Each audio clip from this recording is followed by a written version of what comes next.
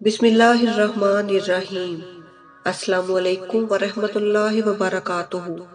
Spread Islamic information channel کی طرف سے آج ہم آپ کو ازدواجی زندگی کی ابتدا کے بارے میں بتائیں گے کہ ازدواجی زندگی کی ابتدا کیسے کریں۔ دلہا دلہن پہلی ملاقات سے پہلے 2 رکعت نفل حاجت اور شکرانے کے پڑھیں تو اللہ کریم ان کی نسلوں میں 11 برکتیں عطا فرماتے ہیں۔ نمبر 1، اللہ عز و جل اس کی نسلوں میں ولی پیدا کرے گا۔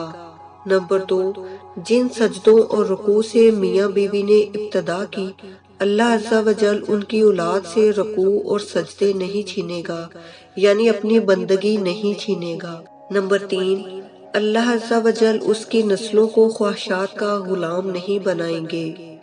نمبر 4، اللہ پاک اس کی نسلوں کو ظاہری حسن عطا فرمائیں گے۔ نمبر 5، اللہ کریم اس کی نسلوں کو باطنی حسن عطا فرمائیں گے۔ نمبر 6، اللہ مہربان اس کی نسلوں کی روح کو فرائض کی ادائیگی کے بغیر اپنے پاس نہیں بلائیں گے۔ نمبر 7، نماز میں اللہ پاک نے روزی کی برکت رکھی ہے، اللہ اس کی نسلوں کو سدا روزی کی برکت دے گا۔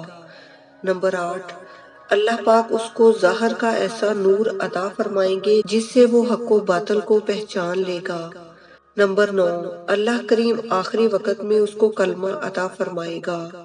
نمبر 10، اللہ اس کو اور اس کی نسلوں کو فقر اور فقیر ہونے سے بچائے گا۔ نمبر 11، اللہ کریم اس کو قیامت تک آنے والے فتنوں سے محفوظ رکھے گا۔ السلام علیکم ورحمۃ اللہ وبرکاتہ۔